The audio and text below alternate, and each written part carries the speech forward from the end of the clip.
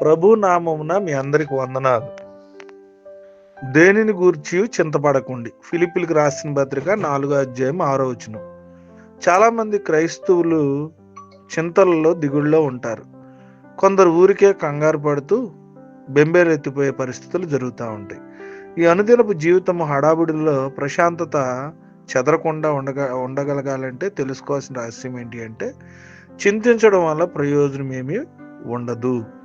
అది ఎవరికి బలాన్ని ఇవ్వలేదు, ఎవరికి దేవుని చిత్తాన్ని నెరవేర్చడానికి సహాయము పడలేదు. అయోమయం నుండి ఎవరు విడిపించలేరు. ప్రయోజనకరమైన అందమైన జీవితాలు దిగులు అనేది మనల్ని ఎప్పటికప్పుడు ఏం చేస్తుందంటే పాడు చేస్తుంది. దిగులు, అశాంతి, ఆందోళన వీటన్నిటినీ దేవుడు ఖండిస్తున్నాడు. ఏమి తిందుమా, ఏమి త్రాగుదుమా, ఏమి ధరించుకుందామా అని చింతించకండి. అలాగునని ముందు చూపు లేకుండా అస్తవ్యస్తంగా జీవితాన్ని గడపమని కాదు.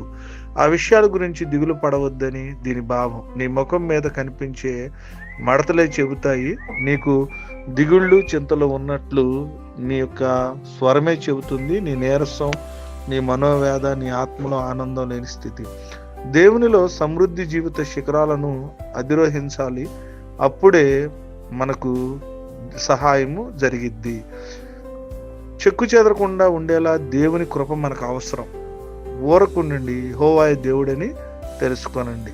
ఇశ్రాయేలు పరిశుద్ధ దేవుడు తన వారిని ఆదుకుంటాడు. కొండలు కదిలింపకపోయినా ఆయన మాటలు నిర్ధారకము కానేరదని దేవునికి వాక్యం సెలవిస్తుంది. ఆయనలో మనం నమ్మకంగా ఉండగలిగితే ఖచ్చితంగా దేవుడు మనకు సహాయము చేస్తాడు. దేని గురించి కూడా చింతించొద్దు.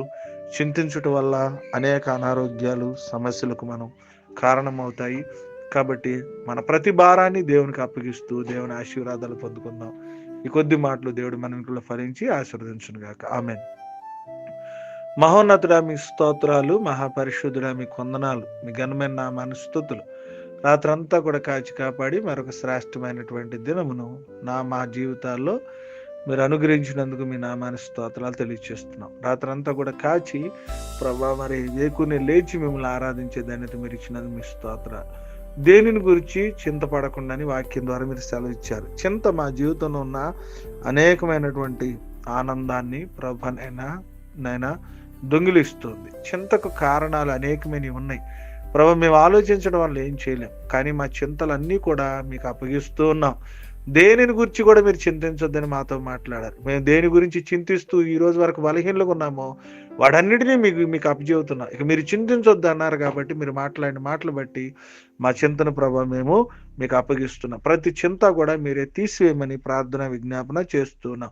అయ్యా, ఈ దినము మా కుటుంబాలను మీ చేతులకు అప్పగిస్తున్నాం. మా కుటుంబ అవసరతలను ప్రభా మీ చేతులకి అప్పగిస్తూ ఉన్నాం. నాయన ప్రత్యేకించి వివాహ దినాలు, పుట్టినరోజు జరుపుకున్న బిడ్డల్ని ప్రత్యేకంగా ఈరోజు ప్రభా స్కూళ్ళకి, కాలేజెస్కి, నేను ఎగ్జామ్స్ రాస్తున్నటువంటి బిడ్డల్ని ప్రతి ఒక్కరిని పేరు పేరున మీ చేతులకు అప్పగిస్తున్నాం. ప్రభా ఈ దినపున్నటువంటి మా పనులు, పాటలు, ప్రయాణాల్లో మీరే సహాయము దయచేయమని వేడుకుంటున్నాం. ఈ దినమంతా కూడా మీ కృప జ్ఞాపకం చేసుకుని భయంకరంగా ఎండలు, పరిస్థితులు వీటన్నిటిలో కూడా మీ సహాయము, సహకారం మా మీద అనుగ్రహించమని వేడుకుంటాం.